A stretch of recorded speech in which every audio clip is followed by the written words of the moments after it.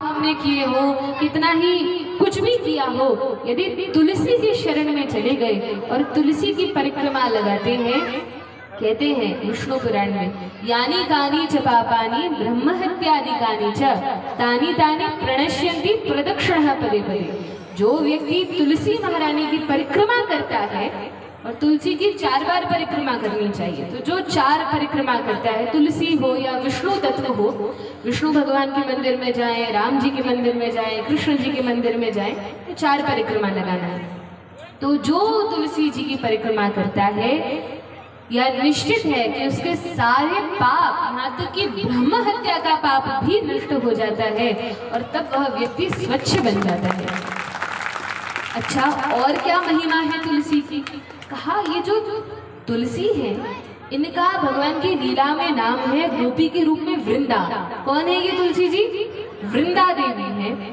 और भगवान कृष्ण को और राधा रानी को मिलाने वाली जो है वो भी तुलसी जी है। अच्छा, आज आप लोगों को बताया है कि तिलक लगाना चाहिए। अब कोई पूछे यदि हमसे कि आप तिलक तो लगाते हैं इतना लंबा चौड़ा, लेकिन इसका अर्थ क्या है, इस तिलक का तात्पर्य क्या है, क्यों ये तिलक लगाया जाता है? तो इस तिलक का अर्थ है कि तिलक में ये जो 2 रेखाएं हैं, ये भगवान के चरण कमल है। क्या है ये 2 रेखाएं? भगवान के 2 चरण को ये इंगित करती हैं। और भगवान के चरणों में ये जो हम नासिका पर लगाते हैं, ये तुलसी है। ये भगवान के चरण और भगवान के चरणों में तुलसी, इसलिए हम चरणों को भगवान के अपने मस्तक पर, माथे पर हमेशा धारण करते हैं। और भी भाव दिए जाते हैं। कहा कि एक रेखा जो दाहिने ओर की है, ये तो भगवान कृष्ण है, और जो बाहिनी ओर की रेखा है, ये राधा रानी है। और राधा रानी और भगवान कृष्ण को जो मिलाती है वो तुलसी देवी है। इसलिए जब तिलक लगाएं तो ये रेखाएं तुलसी से मिली होनी चाहिए। तो कहा ये तुलसी देवी है। और वृंदावन में भी जो भगवान कृष्ण हैं, वे किस रंग के हैं? सांवले रंग के हैं। और भगवान वस्त्र किस रंग के धारण करते हैं? पीले रंग के वस्त्र धारण करते हैं। और जो श्रीमती राधा रानी है, वो कौन से वर्ण की है? गौर वर्ण की है। और किस रंग के वस्त्र धारण करती हैं? नील वर्ण के। नील वर्ण के वस्त्र श्रीमती राधा रानी धारण करती है। गहरा नीला जो रंग होता है। पीतांबर धरा कृष्ण, नीलांबर धरो राधा, पीतांबर धरो हरि, इस प्रकार से युगलाष्टकम में आता है। अब यदि कृष्ण वर्ण को, जो भगवान कृष्ण पीतांबर धारण करते हैं उस पीले रंग को, और राधा रानी जो नीला धारण करती है उसको यदि मिलाया जाए तो जो रंग बनता है वो होता है हरा। और वो हरे वर्ण की कौन है? वो वृंदा देवी है। तो कृष्ण और राधा का जो प्रेम है, उन दोनों को जो लीला में मिलाती है, ये वृंदा देवी ही हैं, जो कन्या के रूप में जाती हैं और बहाने बनाती हैं। यशोदा मैया अरे खाना को भेजना, और वहाँ पे बरसाने से वृषभानु जी से कहती हैं कि हमें राधा के साथ खेलना है, और तब भगवान कृष्ण और राधा रानी को जो मिलाती है ये वृंदा देवी ही है। तो हम जीवों को भी यदि भगवान से मिलना है तो पहले शुद्ध बनना पड़ेगा। तो ये तुलसी जी ही है जिनका ये डिपार्टमेंट है। कौन सा? ये हमें शुद्ध करती है और तब हम कृष्ण तक जाते हैं। अब कैसे हम तुलसी जी की शरण ले सकते हैं? कहा तुलसी पत्र नित्य प्रति भगवान को चढ़ाएं। और क्या कर सकते हैं? कहा तुलसी भगवान को चढ़ाएं, तुलसी की परिक्रमा करें। और क्या कर सकते हैं? कहा सर्वोत्तम तो यह है कि सबके गले में ये तुलसी की जो कंठी माला है, ये कंठी सबको धारण करना चाहिए। तो तुलसी का स्पर्श हमेशा रहेगा। और जब जो व्यक्ति कंठी पहनता है वो यदि जल पीता है, जिसके भी गले में कंठी है वो यदि जल पीता है, तो जब जल भीतर से जाता है कंठी से स्पर्श होता हुआ, तो वो जल अमृत बन जाता है, अमृत के समान जल जाता है। जो भोजन है वो भी अमृत के समान हो जाता है। और जब हम नहाते हैं तो जो पानी हमारे शरीर पर गिरता है वो तुलसी के स्पर्श से, हमारी कंठी के स्पर्श से गंगा यमुना आदि पवित्र नदियों के समान हो जाता है। तो जो व्यक्ति कंठी पहनता है और जब वो स्नान करता है तो स्नान करने मात्र से उसको नदियों में, पवित्र नदियों में डुबकी लगाने का पुण्य मिल जाता है। सोचिए कितनी भारी महिमा है। अच्छा, और जो तुलसी नहीं पहनता उनका क्या, उनका भी तो कुछ होगा। तब कहा कि स्कंद पुराण के वैष्णव खंड में भगवान व्यास कहते हैं, यत् कंठे तुलसी नास्ति ते नरा मूढ़ मानसाः। जिनके कंठ में तुलसी नहीं है वे नर, ऐसा मैं नहीं कह रही हूँ, ऐसा कौन कह रहे हैं? व्यास जी कह रहे हैं कि वे मनुष्य मूढ़ मानस हैं, मूर्ख हैं। और अन्नम विष्ठा जलम मूत्रम अमृतम रुधिरम भवेत्, इसका पाठांतर भी मिलता है, शुनो विष्ठा समम चान्नम जलम च मदिरा समम। ऐसे व्यक्ति जिनके गले में कंठी तुलसी नहीं है, वो जब जल पीते हैं तो वो जल किसके समान हो जाता है? तो कहा वो जल मदिरा के समान हो जाता है। और ऐसा व्यक्ति यदि ग्लास में पानी भर के भी दे तो उसके हाथ का पानी भी मदिरा के समान होता है। और ऐसा व्यक्ति जो अन्न खाता है वो अन्न शुनो विष्ठा, श्वान की विष्ठा के समान उसका अन्न होता है। इस प्रकार से स्कंद पुराण में वर्णन है। भैया मुझे माफ करना, स्कंद पुराण में इस प्रकार से उल्लेख है। और वर्णन आता है कि यदि कोई व्यक्ति आधे क्षण भी, जैसे मान लो जो तुलसी धारण करते हैं और उनकी कभी टूट गई माला और दूसरी धारण करना है, उसके अंतराल में यदि आधे क्षण भी कोई व्यक्ति तुलसी से विहीन होता है, आधे क्षण भी तुलसी से हीन होता है, तो उसको भगवान के द्रोही होने का पाप, द्रोही जो भगवान का है उसके समान पाप उस व्यक्ति को लगता है। इसलिए तुलसी धारण करना इस मनुष्य जीवन में मनुष्यों को एक तरह से करना ही चाहिए, इसका कोई विकल्प नहीं है, करना ही चाहिए। फिर कहा कि कोई बिना कंठी के यदि भगवान के विग्रहों को, जो मंदिरों में मूर्ति विग्रह, अर्चा विग्रह होते हैं, उनका स्पर्श कर ले तो मूर्ति को खंडित करने का पाप उसको लग जाता है। तो इसलिए बहुत आवश्यक है कम से कम जब पूजा अर्चना करें उतने समय तो, वैसे तो हमेशा ही धारण करना चाहिए, लेकिन मुख्य रूप से पूजा करते समय तो अवश्य रूप से करना चाहिए। और फिर बताया कि तुलसी के दर्शन से सभी के पाप नष्ट हो जाते हैं, दर्शन मात्र से जो पवित्र कर देती हैं, ऐसी तुलसी महारानी है।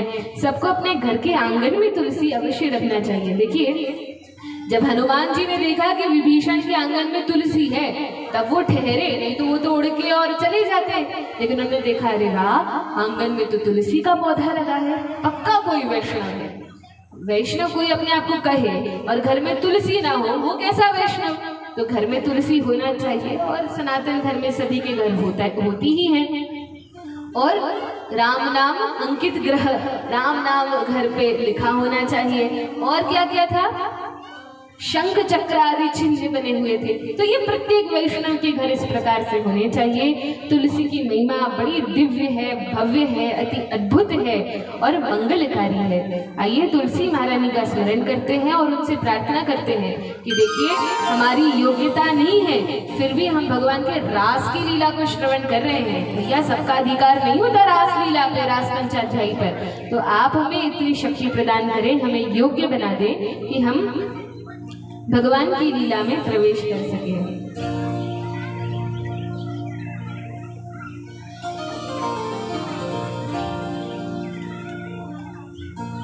जिन जिन के घर में प्रतिदिन होती है तुलसी पूजन, जिन जिन के घर में होती है तुलसी पूजन, जिन जिन के घर में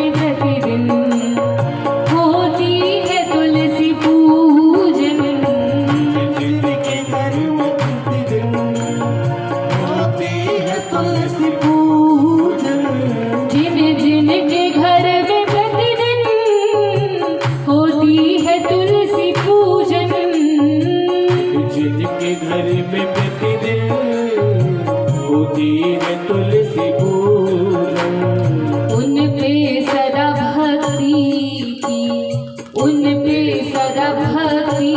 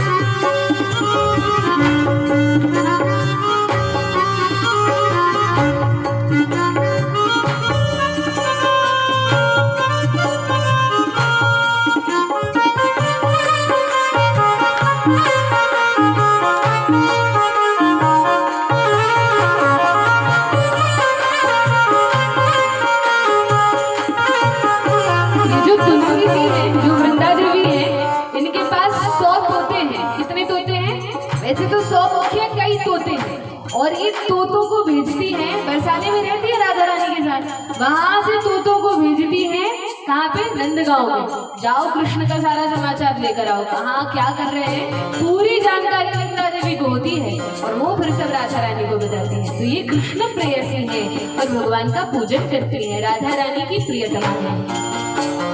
तुलसी है कृष्ण प्रेयसी, करती है कृष्ण सेवा। तुलसी है कृष्ण प्रेयसी, करती है कृष्ण सेवा। तुलसी से जो भी मांगो वो शीघ्र ही मिलेगा। वो तुलसी से जो भी मांगो वो शीघ्र ही मिलेगा। श्रद्धा से करके देखो, श्रद्धा से करके देखो, तुलसी का नित्य वंदन। श्रद्धा से करके देखो तुलसी का नित्य वंदन। जिन जिन के घर में प्रतिदिन होती है तुलसी पूजन। जिन जिन के घर में प्रतिदिन होती है तुलसी पूजन। जिन जिन के घर में प्रतिदिन।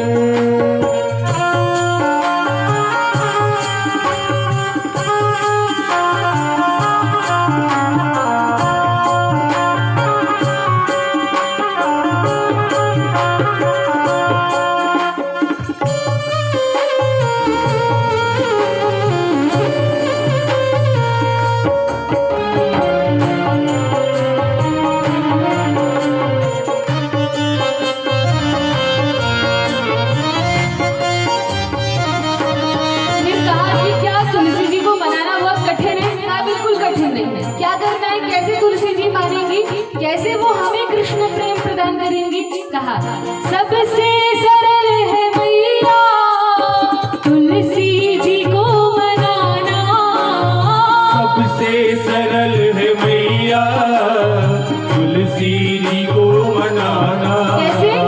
परिक्रमाचार करना, दीपक भी नित लगाना।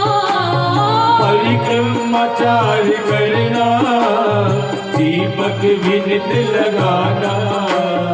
और नित्य एक पत्ता, और नित्य एक पत्ता करना हरि को अर्पण। और नित्य एक करना हरि को अर्पण। जिन जिन के घर में प्रतिदिन होती है तुलसी पूजन। जिन जिन के घर में प्रतिदिन होती है तुलसी पूजन। जिन जिन के घर में प्रतिदिन।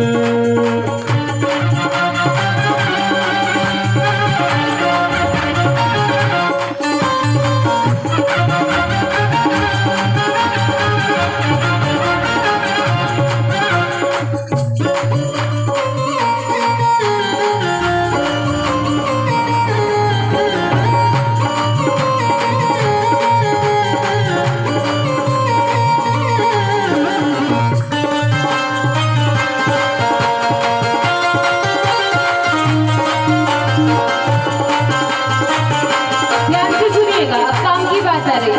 क्या कहते हैं, बिन तुलसी के लगे ना कभी भोग श्री हरि को। बिन तुलसी के लगे ना कभी भोग श्री हरि को। यमराज भी दिखे ना जिसके गले तुलसी हो। आज भी दिखे ना जिसके गले में तुलसी हो। बुध रवि एकादशी और बुध रवि एकादशी और द्वादशी करे न सिंचन। बुध रवि एकादशी और द्वादशी करे न सिंचन। जिन जिन के घर में प्रतिदिन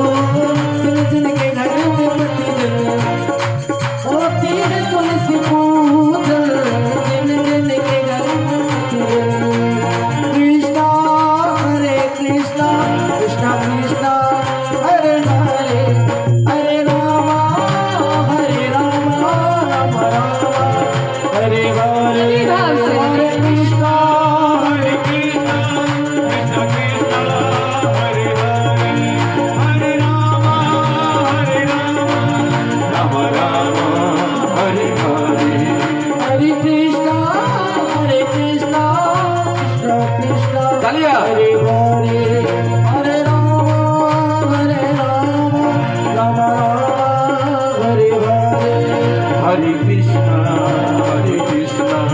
कृष्ण कृष्ण हरे हरे हरे राम राम राम हरे हरे हरे हरे श्री कृष्ण भगवान की जय। और गोपी गीत गाती हैं, भगवान बड़े प्रसन्न हो जाते हैं। ये गीत इतना सुंदर है, और केवल ये गोपी गीत नहीं, भागवत का एक एक श्लोक भगवान को इतना प्राण प्रिय है कि कोई भी स्तुति को ले ले, चाहे भीष्म स्तुति हो, कुंती स्तुति हो, ध्रुव स्तुति हो, प्रहलाद स्तुति हो, या फिर ये रास पंचाध्याय के 5 गीत हो, भगवान को अत्यंत प्रिय है। और हमें प्रयास करना चाहिए कि हम इन गीतों को, स्तुतियों को याद करें, और किसी को सुनाने के लिए नहीं, अपने गोपाल मंदिर जाएं और वहाँ गोपाल जी को सुनाएं कि देखिए भगवान, आपको प्रसन्न करने के लिए आज हमने ये स्तुति याद की है। तो अभी तो बड़ा सुलभ है, सबके घर मोबाइल है और मोबाइल में सारी कथा है, लोग याद कर सकते हैं और भगवान को सुना सकते हैं। अब क्या हुआ कि भगवान प्रकट हो गए, और जो भगवान प्रकट हुए गोपियां रोती हैं, कन्हैया क्यों छोड़कर गए थे हमें। कहा नहीं, अब नहीं जाऊंगा। और अब तो इस बार महारास होता है, पहले तो रास हुआ था और इस बार महारास हुआ। अब जब इस बार महारास हुआ, तब महारास में गोपियां तो आई ही सही जितनी थी, लेकिन साथ में जो भगवान शंकर हैं उन्हें गर्ग मुनि ने बताया कि इस बार तो महारास होने जा रहा है। तो शंकर जी ने कहा कि अरे अभी तो महारास हो रहा है, तो महारास में हम भी जाएंगे। किसने कहा? रुक्मणी जी ने कहा नहीं, शंकर जी ने कहा। तो महादेव कहते हैं गर्ग मुनि से कि हम भी महारास में जाएंगे। अच्छा, महारास में जाएंगे तो महारास में अब पुरुषों का प्रवेश तो है नहीं। देखिए, आप लोगों का नहीं है, हमारी माताएं बड़ी धन्य हैं। ये जो स्त्री शरीर मिला है, ये भगवान को प्राप्त करने के लिए अति उत्तम है, लेकिन कब? जब भगवान की भक्ति करें तब उत्तम है। तो भोलेनाथ तो बेचारे पुरुष भाव में हैं, अब कैसे रास में जाए? रास में तो एक ही पुरुष है, कौन? भगवान कृष्ण, और बाकी सब तो गोपियां हैं। शंकर जी को जाना था तो पार्वती जी ने कहा कोई बात नहीं, आप मेरा लहंगा ले लो और जाओ रास में। कहा ठीक है। और तब शंकर जी ब्रजनारी बनकर रास में प्रवेश करते हैं। आइए शंकर जी किस प्रकार से रास में आते हैं और भगवान के साथ नृत्य करते हैं, इसका आनंद लेते हैं। बन आए महादेव ब्रजनारी, बन आए महादेव ब्रजनारी, बन आए महादेव ब्रजनारी, बन आए महादेव बनवारी, बन आए महादेव ब्रजनारी, बन आए महादेव ब्रजनारी, बन आए महादेव ब्रजनारी, बन आए महादेव ब्रजनारी। अब शंकर जी कैसे ब्रजनारी बने? तो कहा हाथ में कंगन, पाँव में पायल, हाथ में कंगन, पाँव में पायल, हाथ में कंगन, पाँव में पायल, हाथ में कंगन, पाँव में पायल। अरे घूंघट में मुखड़ा जटाधारी, घूंघट में मुखड़ा जटाधारी, बन आए महादेव ब्रजनारी, बन आए महादेव ब्रजनारी, बन आए महादेव ब्रजनारी।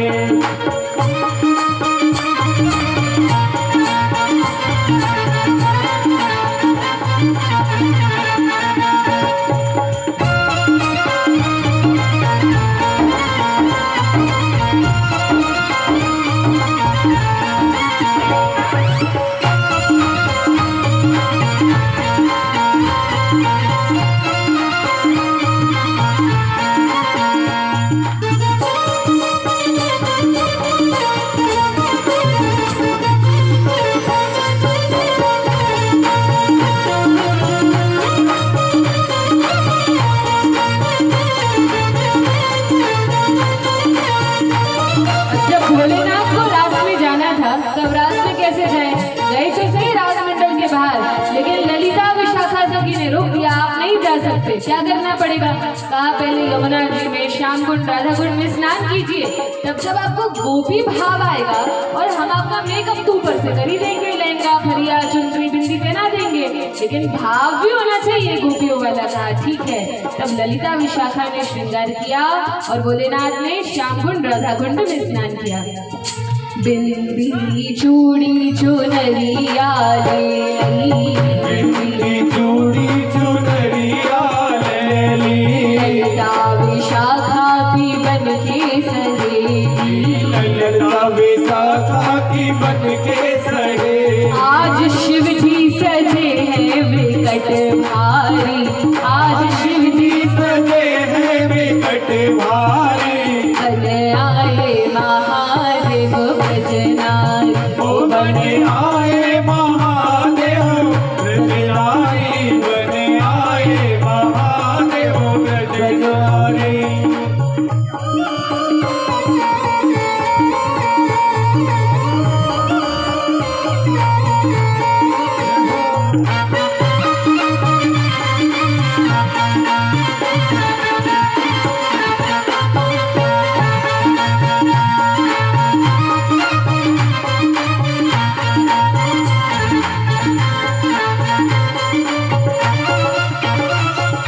हरि दर्शन की बड़ी आस में, हरि दर्शन की बड़ी आस में, पहुँच गए शिव आज रास में, पहुँच गए शिव आज रास में। देख शिव को प्रसन्न भये बनवारी, देख शिव को प्रसन्न भये बनवारी, बने आए महादेव भजनारी, ओ बने आए महादेव ब्रजनारी, बने आए महादेव ब्रजनारी। ओ बने आए महादेव भजनारी, बने आए महादेव भजनारी, बने आए महादेव ब्रजनारी, बने आए महादेव ब्रजनारी। ओ बने आए महादेव ब्रजनारी, बने आए महादेव ब्रजनारी, बने आए महादेव ब्रजनारी, बने आए महादेव ब्रजनारी, बने आए महादेव ब्रजनारी, बने आए महादेव ब्रजनारी, बने आए महादेव ब्रजनारी, बने आए महादेव ब्रजनारी। हरे कृष्णा कृष्णा कृष्णा हरे हरे, हरे राम हरे हरे, हरे कृष्णा कृष्णा कृष्णा हरे हरे, हरे राम राम राम हरे हरे, हरे कृष्णा कृष्णा कृष्णा हरे हरे, हरे राम राम राम हरे हरे, हरे कृष्णा कृष्णा कृष्णा हरे हरे, हरे राम राम राम हरे हरे, हरे कृष्णा कृष्णा कृष्णा हरे हरे, हरे राम राम हरे हरे, हरे कृष्णा कृष्णा कृष्णा हरे हरे, हरे राम राम राम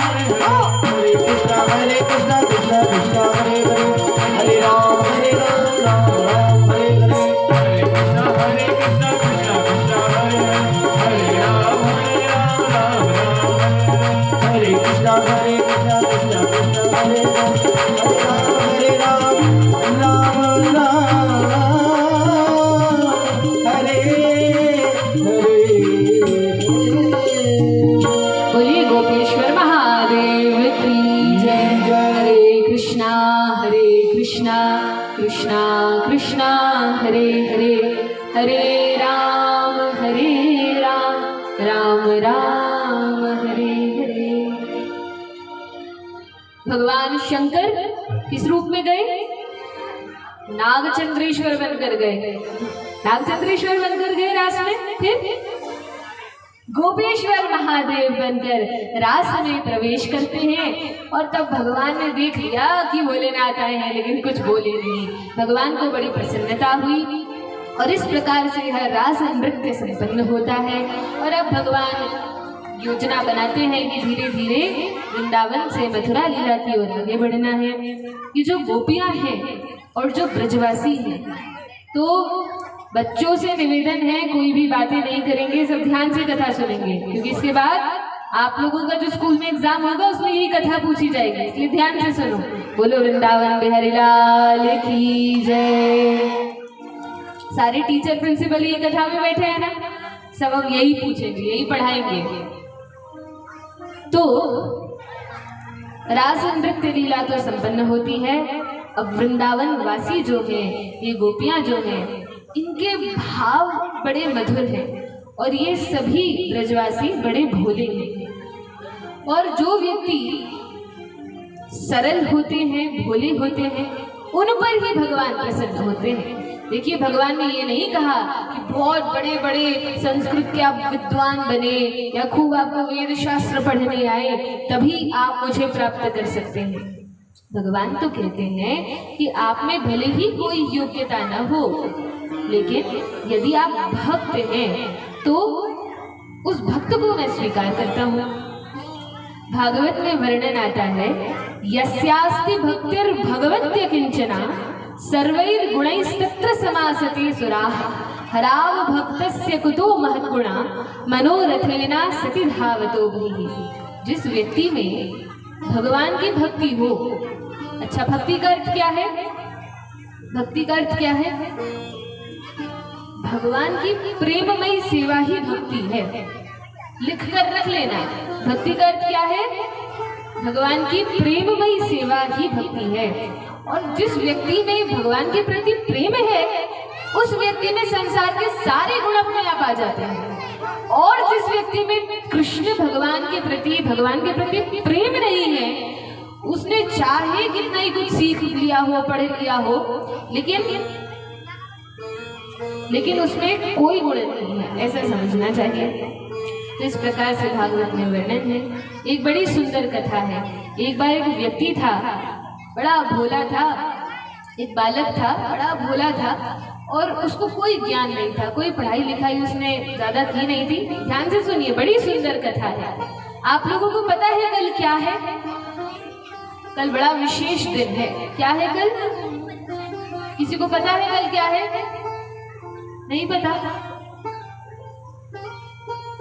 नहीं पता किसी को भी? क्या है? हाँ, शिवरात्रि है कल। कब है? परसों है। फिर कल क्या है? नहीं पता। कोई बात नहीं, इस कथा के बाद आपको बताएंगे कल क्या है, लेकिन उसके पहले कथा ध्यान से सुनना। सभी सुनेंगे? बोलिए हरे कृष्णा। कौन कौन कथा सुनेंगे? हरे कृष्णा।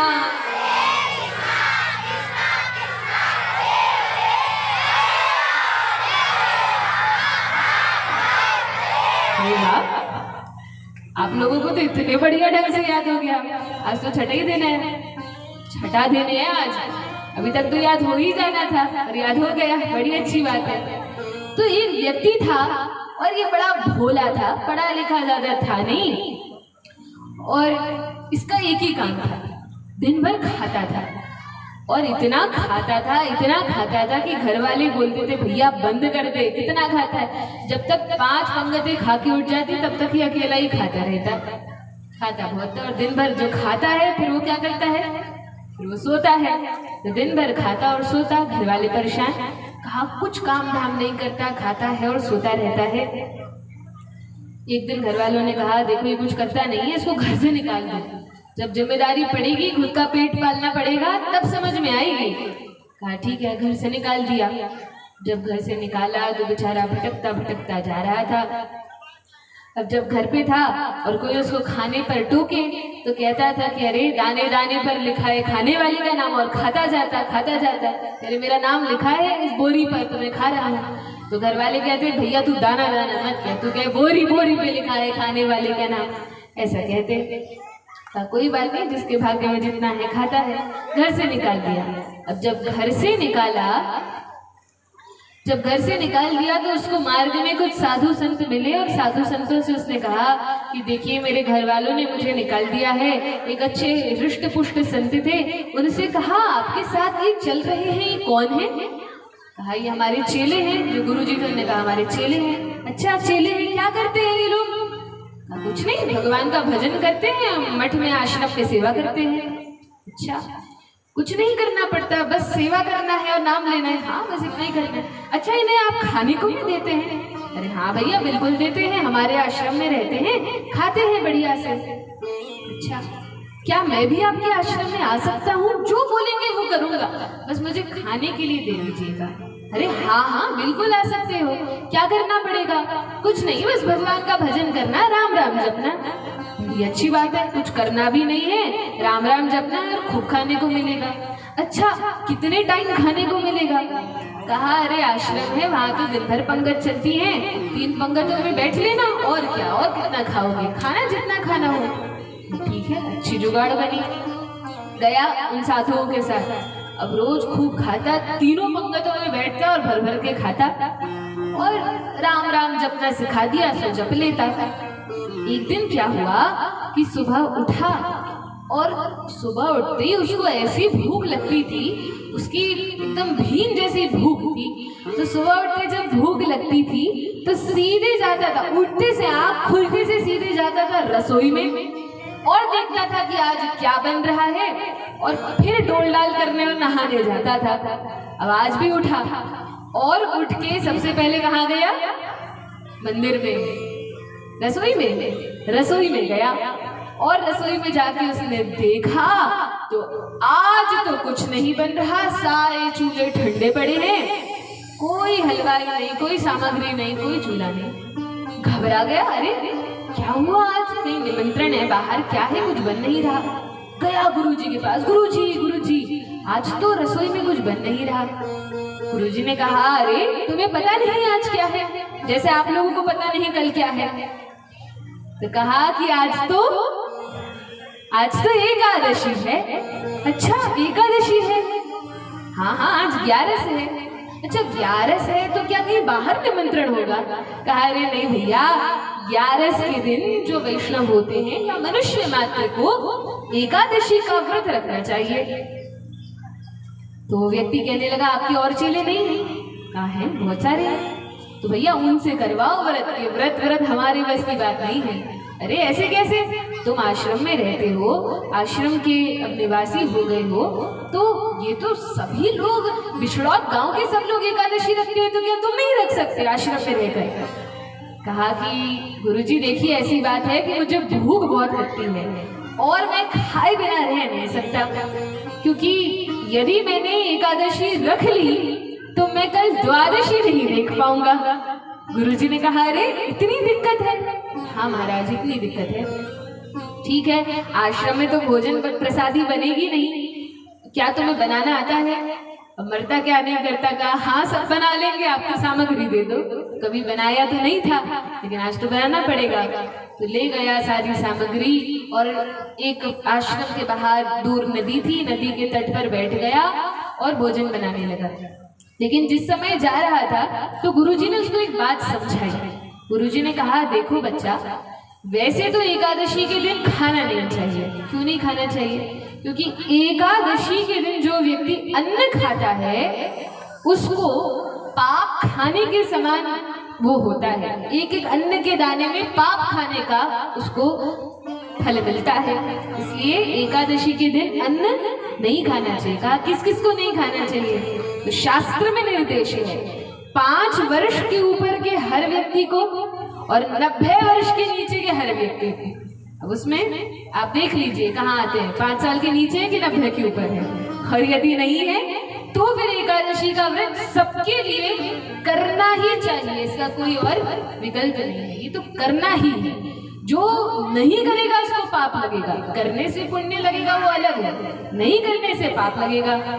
हर एक व्यक्ति को, स्त्री हो, पुरुष हो, कन्या हो, बच्चा हो, बूढ़ा हो, सबको एकादशी का व्रत करना चाहिए। ब्राह्मण हो, क्षत्रिय हो, वैश्य हो, शूद्र हो, चांडाल हो, आदिवासी हो, कोई भी हो, मनुष्य मात्र को एकादशी का व्रत अवश्य करना चाहिए। और एक और बात, एकादशी के दिन खुद तो खाना नहीं चाहिए, दूसरे किसी को भी अन्न नहीं देना चाहिए। गाय को रोटी या कुत्ते को रोटी, किसी को भी अन्न नहीं देना चाहिए, उससे भी पाप लगता है। और ना अन्न का दान करना चाहिए एकादशी के दिन।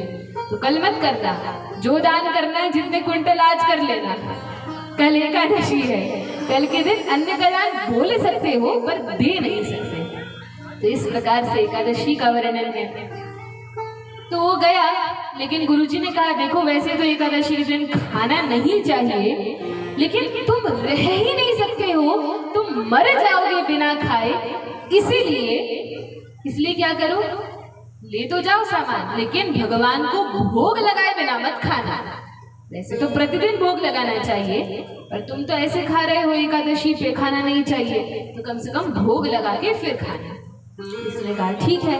अब गुरुजी ने समझाया भोग कैसे लगता है, तो आप लोग ध्यान से श्रवण कीजिए भोग कैसे लगता है। गुरुजी ने कहा, श्री कृष्ण को भोग लगाए प्रसाद तभी हम पाए। श्री कृष्ण को भोग लगाए प्रसाद तभी हम पाए। श्री कृष्ण को भोग लगाए प्रसाद तभी हम पाए। श्री कृष्ण को भोग लगाए प्रसाद तभी हम पाए। राधा कृष्ण को भोग लगाए प्रसाद तभी हम पाए। गाइए, कृष्ण को भोग लगाए प्रसाद तभी हम पाए।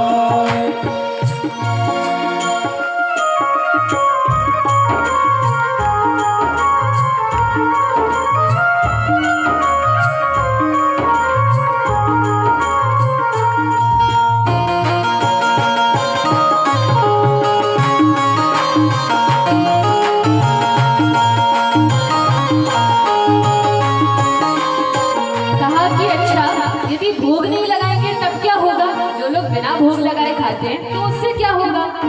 तो भगवत गीता में भगवान कहते हैं, इष्टान भोगान ही वो देवा दास्यन्ति यज्ञ भाविताः तैर्दत्तान प्रदायेभ्यो यो भुङ्क्ते स्तेनेव सः।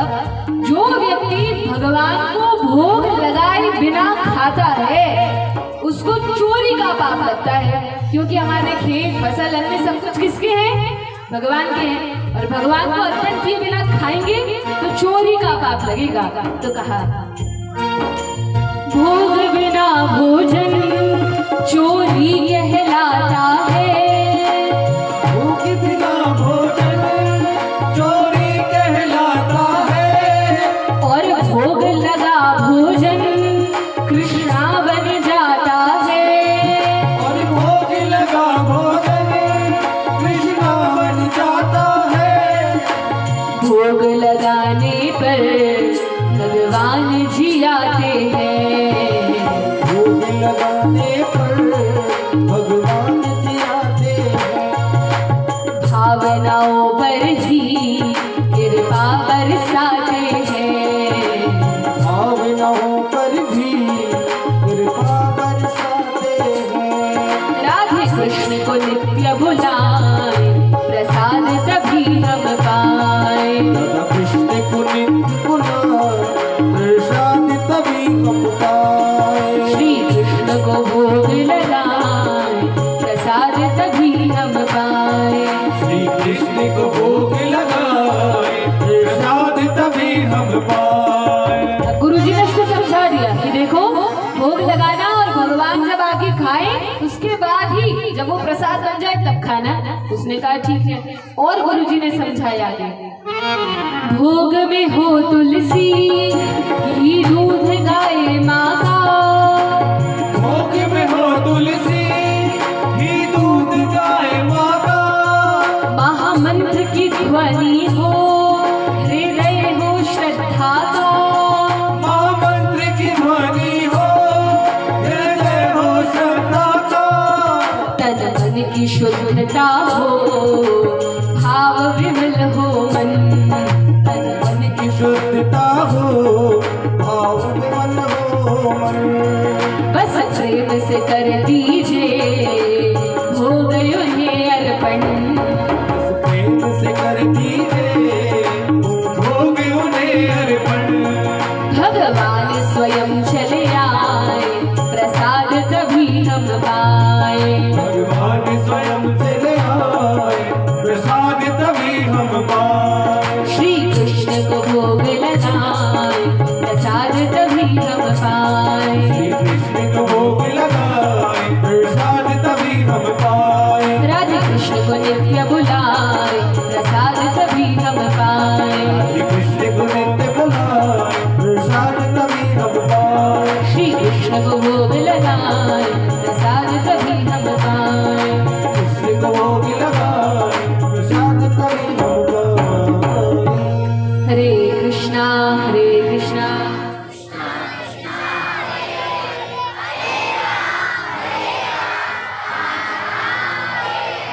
आहा। तो इस प्रकार से गुरुजी ने समझाया कि भगवान को भोग कैसे लगाना है। सबसे पहले तो जो थाल है जिसमें दाल चावल सब्जी रोटी, अकेले माखन मिश्री नहीं। क्यों मिश्री अकेली क्यों नहीं? क्योंकि भगवान को डायबिटीज हो जाएगी, इसलिए पूरी थाली दाल चावल सब्जी रोटी भगवान के सामने परसना है।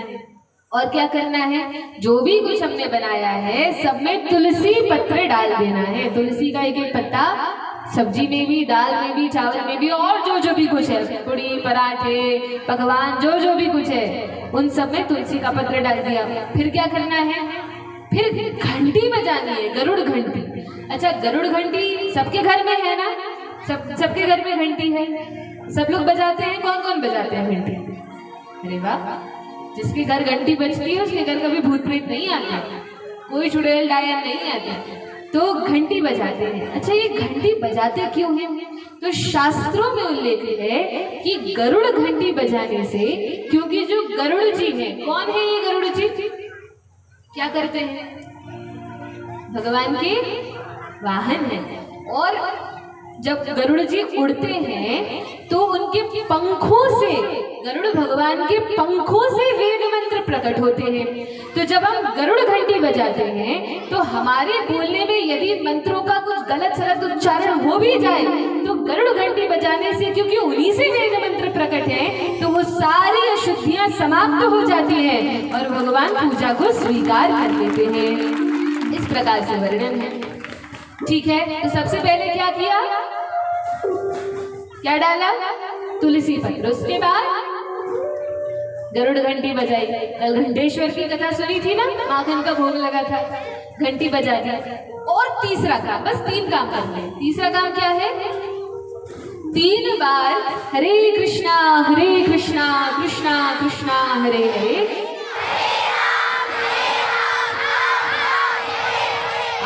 इस महामंत्र का 3 बार उच्चारण करना है और 5-10 मिनट के लिए पर्दा लगा के रख देना है। फिर क्या होगा, फिर भगवान भोग ग्रहण कर लेंगे। देखना, पूरे का मत लगा देना, नहीं तो खा लेंगे, फिर दोबारा बनाना पड़ेगा। तो भगवान को भोग लग जाए, उसके बाद उठा के घर में सारी चीजों में मिला दिया जाए और फिर ग्रहण करना चाहिए। आज से कौन कौन भोग लगाएगा? ईमानदारी से हाथ उठाना। चलो, कम से कम आधे से ज्यादा लोगों ने तो हाथ उठाया। तो याद रखना, आज शाम का जो भोजन बनेगा पहले भगवान को भोग लगेगा और उसके बाद ग्रहण करना है, और कल सुबह का भी और कथा के बाद भी हमेशा। तो इस प्रकार से भोग लगाना है। कहा ठीक है गुरुजी, और वो चला गया भगवान को भोग लगाने के लिए। बड़ी देर में तो उससे भोजन बना, आज तक कभी बनाया नहीं था। जैसे तैसे उसने बनाया और खाने ही वाला था कि उसको याद आ गया, गुरुजी ने कहा था, क्या कहा था? भोग अवश्य लगाना। तो अब उसको याद आया कि भोग लगाना है। अब उसने अपने जीवन में कभी भगवान की पूजा पाठ की नहीं थी, कभी भोग लगाया नहीं था, अब उसको पता नहीं था। लेकिन गुरुजी ने जो समझाया था, तो सबसे पहले उसने क्या किया? तुलसी डाल दी। फिर क्या किया? घंटी बजाई। फिर 3 बार महामंत्र का उच्चारण किया और भगवान को पुकारने लगा। क्या? राजा राम आइए, सीता राम आइए, मेरे भोजन का भोग लगाइए। सीता राम आइए, राजा राम आइए, मेरे भोजन का भोग लगाइए। ओ राजा राम आइए, प्रभु राम आइए, मेरे भोजन का भोग लगाइए। राजा राम आइए, प्रभु राम आइए, मेरे भोजन का भोग लगाइए। जो उसने पुकारा, भगवान आ जाइए भोग लगाइए। अब इतना भोला था और इतना सरल था कि इसने सोचा कि गुरुजी ने कहा है पहले भगवान को भोग लगाना फिर खाना। तो इसने सोचा कि भगवान आते होंगे, खाते होंगे और तब भोग लगता है। तो इसने 2 लोगों का भोजन बनाया था। किस किस का? एक भगवान का और एक स्वयं का। तो बुलाता है, बहुत देर हो गई, बुलाते बुलाते बार बार घंटी बजाई, 3 बार क्या कई बार मंत्र बोल दिया, आई ही नहीं भगवान। तब इसने कहा कि प्रभु, यदि आप ऐसा सोच रहे हो कि मठ मंदिरों में अच्छे अच्छे व्यंजनों का भोग लगेगा, 56 भोग, इस धोखे में मत रहना। वहां से जान बचाकर तो हम ही आए हैं। अब जैसा जला पक्का कच्चा खाना यहाँ मिल रहा है, चुपचाप खा लो। मंदिरों में आपको पता नहीं होगा, आज एकादशी है, आज कहीं भोजन नहीं बनने वाला। और जो उसने ऐसा कहा तो भगवान तो भाव पर रीझते हैं। भगवान तो रीझ गए और श्री सीतारामचंद्र भगवान की जय हो। सीतारामचंद्र भगवान आ गए। जो इसने देखा, क्या सुंदर छवि है, इतना सुंदर स्वरूप है, वाम भाग में किशोरी जी सुशोभित हैं। बड़ा प्रसन्न हुआ, दंडवत प्रणाम किया। गुरुजी ने बताया था प्रणाम करने की विधि, तो इसने प्रणाम किया और प्रणाम करके, प्रणाम जैसे ही भगवान को करता है, कहता है भगवान मुझे लगा कि आप एक भगवान होंगे, लेकिन आप तो दो भगवान आ गए। कोई बात नहीं, मैं अगली बार 3 लोगों का भोजन बनाऊंगा, एक सीताराम जी का और एक स्वयं का। तो कहा कि ठीक है, 3 लोगों का भोजन, लेकिन इस बार तो चलो ठीक है, अब आप आ ही गए हो, हमें बड़े अच्छे लग रहे हो आप लोग। तो भगवान को भोजन कराया और जो थोड़ा बहुत बचा स्वयं भी खा लिया। कहा प्रभु, थोड़ी बहुत एकादशी तो आपने हमारी करवाई दी, लेकिन भगवान आप आए तो सही, बड़ा अच्छा लगा, लेकिन अगली बार ना थोड़े समय पर आना। भगवान ने कहा ठीक है, आ जाएंगे। अब इसको क्या पता था कि एकादशी कब आएगी। इसने कहा ठीक है। अब भगवान तो चले गए पाकर, और यहाँ ये भक्त अपने आश्रम में गया, लेकिन गुरुजी से कुछ नहीं बोला। उसने सोचा आते ही ऐसे होंगे, गुरुजी को क्या बताना, कुछ नहीं बोला। 15 दिनों बाद फिर एकादशी आई, और जब एकादशी आई, इसने उठकर देखा चूल्हे ठंडे पड़े हैं। तो गुरुजी से फिर पूछा कि गुरुजी अब आज क्या है। अरे बालक, आज भी एकादशी है, हर 15 दिन में आती। अरे हमें तो लगा साल में एक बार आती होगी। कोई बात नहीं, लेकिन गुरुजी एक काम करना, थोड़ा भोजन बढ़वा देना, वहाँ पर बहुत सारे भगवान आते हैं, 2 भगवान आते हैं। अच्छा, गुरुजी ने सोचा भूखा रह गया होगा, इसलिए कह रहा है कि बढ़वा देना। कहा ठीक है, तो थोड़ी सामग्री और बढ़ा दी और कहा ले जा। अब ले गया और भोजन बिल्कुल बना के और भगवान को पुकारने लगा। कैसे? तुलसी डाल के, घंटी बजा के, महामंत्र बोल के। उसको पता है 2 आएंगे, राजा राम आइए, सीता राम आइए, मेरे भोजन का भोग लगाइए। ओ सीता राम आइए, राम आइए, मेरे भोजन का भोग लगाइए। अब जो इसने पुकारा तो भगवान तो तैयार ही बैठे थे। इसने कहा था इस बार लेट मत करना, जल्दी आना, तैयार थे, आ गए। लेकिन हुआ क्या था कि पिछली बार जब साकेत पहुंचे तो लक्ष्मण जी लड़ने लगे। अरे मैं वनवास में आपके साथ रहा, आपके दुख में साथ रहा, भोजन कराने के लिए मुझे नहीं ले जा सकते थे। भगवान ने कहा कोई बात नहीं, तुम भी चलो। तो अब इसने देखा कितने भगवान आए हैं, कितने आए हैं, 3 भगवान आए हैं। इसने कहा जय हो प्रभु, एक को बुलाओ तो 2 आते हैं, 2 को बुलाओ तो 3 आते हैं। कहा कोई बात नहीं, थोड़ी बहुत एकादशी तो आप करवाई देते हो, अब आ गए हो तो खा लो। खिलाता है। लक्ष्मण जी देखते किसके पास ले आए, ऐसी बातें कर रहा है। भगवान ने कहा चुप रहो, खाने को मिल रहा है एकादशी के दिन, और कहीं मिलेगा भी नहीं। ठीक है प्रभु, अब फिर खाते हैं। अब जब जाने लगते हैं तो इसने पहले ही पूछ लिया कि भगवान अभी से बता दो अगली बार कितने आओगे। तो भगवान ने कहा हम आ जाएंगे। नहीं नहीं, आप तो बताओ। अरे हम आ जाएंगे, और भगवान चले गए। फिर गया गुरु जी से, सोचा कुछ नहीं बोला, सोचा थोड़े दिन तो चैन से बीते। फिर 15 दिन बाद एकादशी आई, फिर एकादशी आई। फिर इसने गुरु जी से कहा गुरु जी वहाँ पे बहुत सारे भगवान आते हैं, आप पहले से ही सामग्री खूब बढ़वा के रखिए। गुरुजी ने सोचा इतना तो ये खा नहीं सकता, जरूर जाकर बेचता होगा। गुरुजी ने कहा ठीक है, तू ले जा जितना सामान ले जाना है। और सोचा मैं पीछे पीछे जाकर देखूंगा ये करता क्या है। गुरुजी पीछे पीछे, चेला आगे आगे सामग्री लेकर आ रहा है। और इसने भी इस बार क्या किया, बनाया ही नहीं, पहले ही बुलाने लगा, राजा राम आइए, सीता राम आइए, लक्ष्मण राम आइए, मेरे भोजन का भोग लगाइए।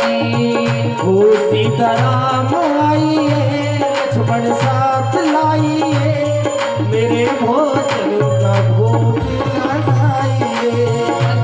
पुकारा तो भगवान तो तैयार ही बैठे थे, लेकिन जब लक्ष्मण जी गए थे और भरत शत्रुघ्न को पता चला कि ये लक्ष्मण जी बड़े चहेते हैं, इन्हें हर बार ले जाते हैं, हमें कभी नहीं ले जाते, सब लड़ने लगे सारे भाई। प्रभु हम भी चलेंगे इस बार। कहा चलो। राम जी बेचारे भोले भाले सरल, किसी से कुछ नहीं बोलते। मैया ने कहा बेटा हम भी चलेंगे। ठीक है मैया आप भी चलो। सुग्रीव और विभीषण जी ने कहा हम भी तो आपके मित्र हैं, हम भी चलेंगे। ठीक है तुम भी चलो। हनुमान जी ने कहा प्रभु मुझे कैसे भूल सकते हैं। कहा चलो तुम भी चलो। अब राम दरबार सबके सब इकट्ठे हो गए। बोलिए राम दरबार की जय। सबने कहा हम चलेंगे, आ गए। अब जो इस भक्त ने देखा कि अरे कौन कौन है, सीता राम लक्ष्मण हनुमान और साथ में हनुमान जी भी। इसने कहा अरे अभी तक तो मनुष्य नर नारी आते थे, इस बार तो भगवान वानरों को भी ले आए। कहा प्रभु बड़ी विचित्र आपकी लीला है, लेकिन मेरी भी सुन लीजिए, मैंने भोजन बनाया ही नहीं है। अब जो इसने कहा भगवान ने कहा कोई बात नहीं। तब सीता जी ने भोजन बनाया, लक्ष्मण जी ने लकड़ी चुन के लाए और भोजन बना। गुरु जी पीछे बैठे बैठे देख रहे हैं कि अरे किस प्रकार से ये हो रहा है, ये तो कुछ बेच भी नहीं रहा, कुछ कर भी नहीं रहा। तब इसने देखा कि भोजन बन रहे हैं और गुरु जी इस प्रकार से देखते हैं, लेकिन गुरु जी को कुछ नहीं दिखा, गुरु जी को कोई नहीं दिखा, केवल ये व्यक्ति दिख रहा है। और बोलिए वृंदावन बिहारी लाल की। गुरु जी को कोई नहीं दिखा, केवल वो व्यक्ति दिखा और भोजन सामग्री रखी हुई दिखी। तब कहा कि गुरु जी पूछते हैं अपने शिष्य से कि अरे तुम ना बना रहे हो, ना खा रहे हो, ना बेच रहे हो, कर क्या रहे हो। कहा कि अरे प्रभु मैं क्या बताऊं गुरुजी, देखिए यहाँ पे तो राम दरबार प्रकट है। अच्छा सारा राम दरबार है? हाँ देखिए रामचंद्र है, ये सीता मैया है, ये लक्ष्मण जी हैं, इस प्रकार से सारा का सारा राम दरबार है। गुरुजी ने कहा हमें कोई नहीं दिखता। शिष्य ने गुरुजी से कहा कि गुरुजी मैं भगवान से कहता हूँ। भगवान से कहा कि प्रभु रामचंद्र आप दिख क्यों नहीं रहे हैं मेरे गुरुजी को। कहा कि अरे हम तुम्हारे गुरुजी को नहीं दिखेंगे, केवल तुम्हें दिखेंगे। अच्छा लेकिन क्यों, ऐसा आप क्यों करेंगे। कहा इसलिए क्योंकि तुम्हारे गुरुजी में बहुत ज्ञान है, लेकिन वो सरलता नहीं है जो सरलता तुम में है, इसलिए हम गुरुजी को नहीं दिखेंगे, तुम्हें ही दिखेंगे। और वास्तव में भगवान तो सरलता पर रीझते हैं, और ऐसे ही भगवान के जो प्राण प्रिय सरल भक्त हैं हमारे मध्य प्रकट हुए हैं। और हम निवेदन करेंगे कि वे आशीर्वचनों से हमें कृतार्थ करें, भगवान के नाम के विषय में हमें बताएं, कथा के विषय में बताएं। बोलिए वृंदावन बिहारी लाल की जय। इनको बाद में पहले